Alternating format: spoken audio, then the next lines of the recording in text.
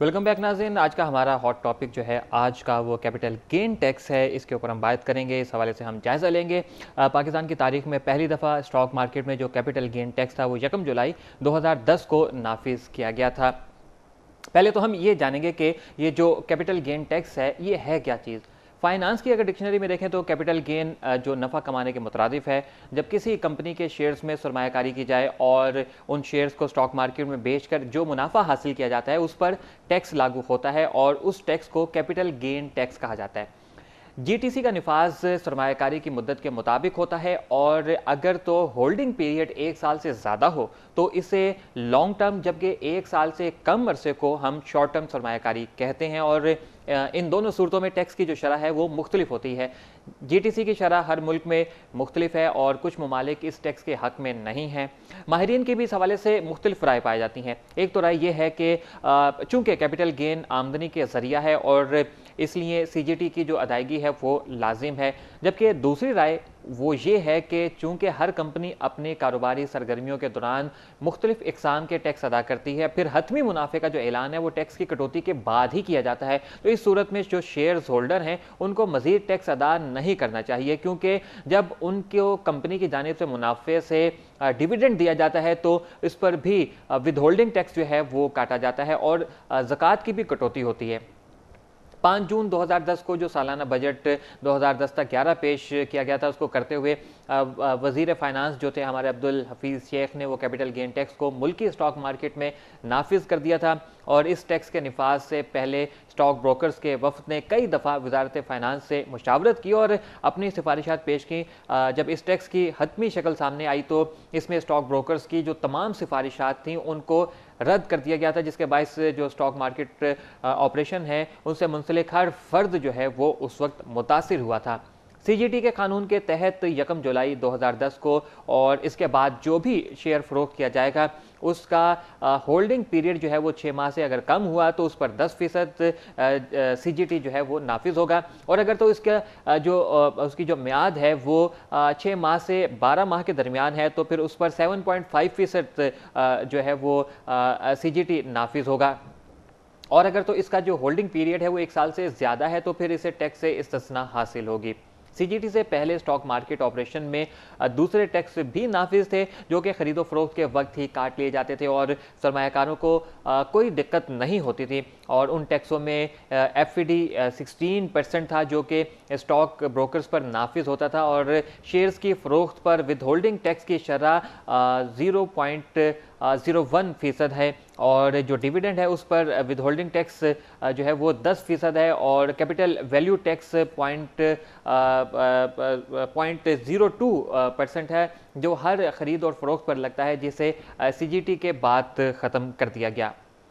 FBR की जानिब से सीजीटी का जो तरीक़ाकार बयान किया है उसको बयान करते हुए सरमायाकारों को तमाम खरीदो फरोख्त का जो रिकॉर्ड है उसको रखने की हदायत दी गई है और शेयर्स की फरोख्त पर सीजीटी का जो हिसाब लगाने के लिए फर्स्ट इन फर्स्ट आउट तरीके को अपनाया गया है। और शेयर फरोख्त करने पर नुकसान की सूरत में इसी अरसे में होने वाले कैपिटल गेन से उसे मनफी कर दिया जाएगा और सिर्फ नुकसान की सूरत में उसे अगले साल मुंतकिल नहीं किया जा सकेगा। जबकि अमेरिका में नुकसान की जो सालाना हद है वो $3000 है, इससे ज़्यादा मालियत अगले साल मुंतकिल हो जाती है। पाकिस्तान में लगाए जाने वाले कैपिटल गेन टैक्स का तरीक़ाकार बाकी ममालिक की निस्बत ज़रा मुश्किल है। इसकी जो डॉक्यूमेंटेशन है उसने सरमायाकारों को इंतहाई उलझन में डाल दिया है। स्टॉक मार्केट में जीसीटी की वजह से कई दफ़ा मंदी आई और कारोबारी सरगर्मियों में खातिर ख्वाह कमी देखी गई है। सरमायाकारों में अदम दिलचस्पी और गैर मुल्की सरमायाकारी का इनखला देखा गया है। स्टॉक ब्रोकर्स का बिजनेस बुरी तरह मुतासिर हुआ है, जिसके नतीजे में जो ब्रांच नेटवर्क में है कमी नज़र आई है और जो डाउन साइजिंग है उसमें इजाफा देखा गया। कारोबारी हुजम वक्त के साथ साथ कम होता जा रहा है। 2008 की शदीद मंदी के बाद 2009 में जब स्टॉक मार्केट रिकवरी फेज़ में थी उस वक्त एक दिन में औसतन 140 मिलियन शेयर्स का कारोबार होता था और 2010 में औसतन हुजम जो है वो कम हो गया और कम होकर 84 मिलियन रह गया और 2011 में एक ट्रेडिंग सेशन में औसतन 57 मिलियन शेयर्स का कारोबारी हुजम जो है वो रिकॉर्ड किया गया है, जो कि बहुत कम होता जा रहा है मुसलसल वक्त के साथ साथ। हुकूमत की जानिब से ये फैसला जो है वो टैक्स रेवेन्यू बढ़ाने के लिए किया गया था। सवाल ये यहाँ पर पैदा होता है कि टैक्स के बायस जब सरमायाकार स्टॉक मार्केट से दूर हो गए तो ऐसी सूरत में जो टैक्स है वो कहाँ से जमा किया जाएगा, टैक्स कौन अदा करेगा, और ऐसे में जिनके ट्रेडिंग अकाउंट उनके अपने नाम पर नहीं होते बल्कि फैमिलीज मेंबर्स के नाम पर होते हैं, तो इस सूरत में घरेलू खवातीन की जो टैक्स रिटर्न है वो फाइल नहीं की जाएगी। इस सूरत में क्या होगा, हम बात करेंगे, इन्हीं सवालात के जो है वो आंसर जो है वो हम मालूम करने की कोशिश करेंगे। इस वक्त हमारे साथ टेलीफोन लाइन पर मौजूद हैं मोहसिन नदीम साहब। आप टैक्स और फाइनेंशियल एनालिस्ट हैं, आपसे बात करते हैं इसी हवाले से और कोशिश करते हैं कि आपसे इन सवालात के जो है वो जवाब हासिल करें। जी अस्सलाम वालेकुम मोहसिन नदीम साहब। जी मोहसिन नदीम साहब, हमारा जो आज का टॉपिक है वो कैपिटल गेन टैक्स है। आप ये बताइए कि ये पहला साल है जिसमें इनकम टैक्स की जो रिटर्न फाइल किए जा रहे हैं उसमें कैपिटल गेन टैक्स जो है वो भी शामिल है।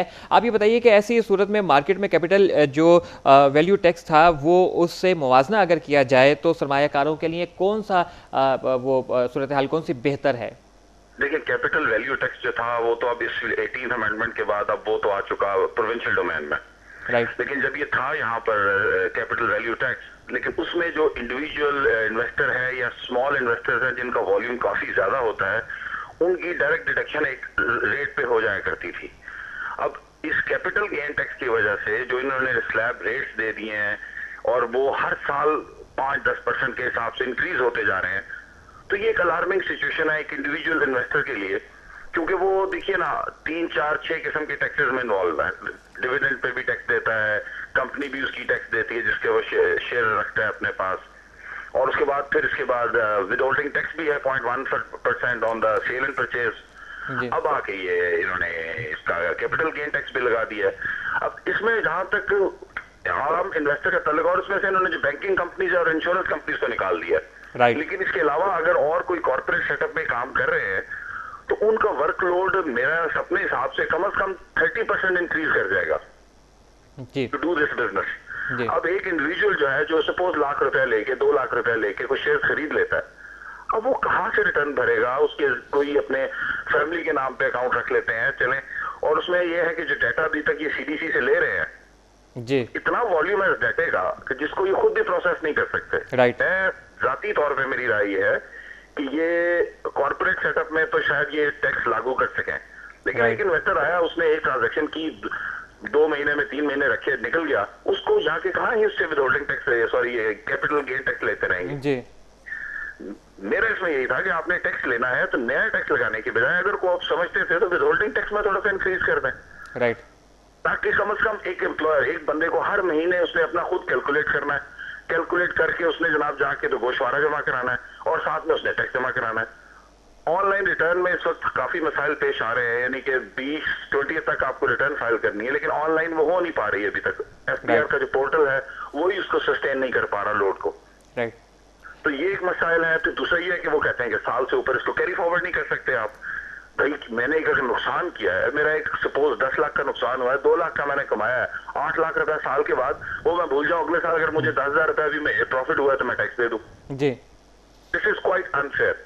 राइट। आई थिंक इसमें हमें 2-3 चीजें जो है ना हमें इसको टेक अप करनी चाहिए। Government should take measures into it. एक तो ये practically I am not in favour of capital gain tax. इसमें इंडिविजुअल्स को निकाल दें, अगर सिर्फ कॉर्पोरेट सेक्टर को रख ले तो मैं मान सकता हूँ, क्योंकि उनके पास इंफ्रास्ट्रक्चर होता है, अकाउंटेंट्स होते हैं, एडवाइजर्स होते हैं, दे कैन मैनेज। लेकिन इंडिविजुअल जो हमारा आम आदमी ऑलरेडी ही 1000 किस्म के चक्कियों में पिस चुका है जी, वो कहाँ इस कागजों के चक्कर में बेचारा पड़ता फिरेगा। और उनमें से मेजोरिटी में हो सकता है हमारी जो लिटरेसी रेट है उसका भी फैक्टर आएगा कि हर बंदा अपना गोशवारा भी नहीं भर सकता, वो फिर किसी टैक्स एडवाइजर के पास जाएगा, उसके भी फीस अदा करनी पड़ेगी उसको जी। बिल्कुल। अच्छा, यहाँ पे आप फिर मोहसिन साहब एक पॉइंट ये भी है कि जब ये टैक्स जो है वो लागू किया गया उसके बाद जो वॉल्यूम है, वो जो कारोबारी हुजूम है उसमें वाज़े फ़र्क नज़र आया है। स्टॉक मार्केट का जो कारोबारी हुजूम है उसमें वाज़े फ़र्क नज़र आया है। तो फिर ये हुकूमत जो है वो टैक्स कहाँ से लेगी, किसके ऊपर लागू करेगी? जब वॉल्यूम ही कम हो गया है तो ऐसी सूरत हाल में हुकूमत को जो है वो क्या फैसला करना चाहिए? हुकूमत का तो फैसला यही है कि जी आवाम को वो सादा टैक्स की तरफ लाए। अब देखें ना, 0 से 6 मंथ रखें तो एक रेट है, 6 से 1 महीने रखें एक रेट है। अभी एक बंदे ने अगर एक स्क्रिप्ट रखा हुआ है, वो 4 महीने का, एक 6 महीने का, एक 8 महीने का बेचता है, वो है थोड़े थोड़े करके। अब कौन हिसाब रखेगा इसका जी? इसके लिए तो प्रॉपर एक आपको प्रोफेशनल एक्सेल शीट बना के मेंटेन खुद करनी पड़ेगी कि जनाब मैंने कब लिए थे, कब मैंने बेचे जी। और जो जो लोग वॉल्यूम में ज्यादा करते हैं, जिस तरह जो हमारे जो इन्वेस्टर भाई हैं जो डेली बेसिस पे स्टॉक एक्सचेंज में बैठते हैं, सुबह लिया शाम बेच दिया अगले दिन कर दिया, वो क्या करेंगे? जी, बहुत बहुत मेरे हिसाब से गवर्नमेंट को जो मेरी वर्ड ऑफ एडवाइस है कि विद होल्डिंग टैक्स में परसेंटेज में अगर समझते हैं तो इंक्रीज कर दें, क्योंकि इससे इनको वॉल्यूम में कुछ नहीं मिला जी, ऐसा ही है। और इसको मॉनिटर भी नहीं कर पाएंगे ये। एक इंडिविजुअल इन्वेस्टर आया, उसने लाख रुपए की चीज ली, 1,10,000 की बेची, शाम को घर चला गया, आप चाहे पकड़ लें उससे ले लें टैक्स, कहां से लेंगे? जी, बहुत बहुत मेरा ख्याल से प्रैक्टिकल सिचुएशन नहीं है।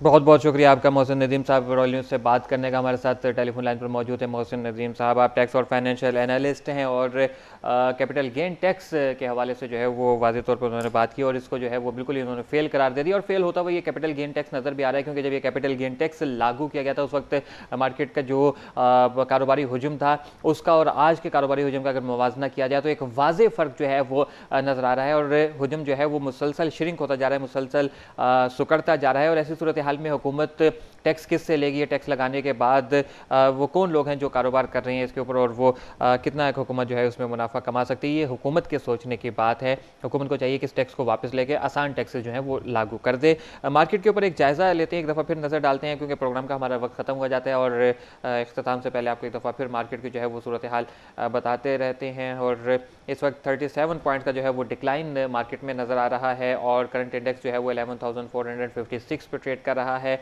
और जो हाईएस्ट था वो 11,620 था और जो लोएस्ट पॉइंट हमारा था वो 11,425 था। आज कि ये मार्केट की रही सूरत हाल और ये देखते हैं कि आज जो सा है वो कितनी कंपनीज़ का जो है वो काम हुआ है। टोटल आज 277 कंपनीज़ के शेयर प्राइस का जो है उसमें जो है वो काम हुआ है और डिक्लाइन 133 कंपनीज़ है जिनकी शेयर प्राइस में डिक्लाइन देखा गया है। 127 है कंपनीज़ जिनकी शेयर प्राइस में जो है वो देखा पॉजिटिव चेंज देखा गया है और 17 कंपनीज़ ऐसी हैं जिनके शेयर प्राइस में इस्तेकाम देखा गया है। प्रोग्राम का वक्त ख़त्म हुआ जाता है। अपने फीडबैक से हमें आगाह कीजिएगा royalnews.tv पर और शबील हसन आपसी को बिजनेस होराइजन से इजाज़त दीजिए। कल फिर मुलाकात होगी। अल्लाह हाफिज़।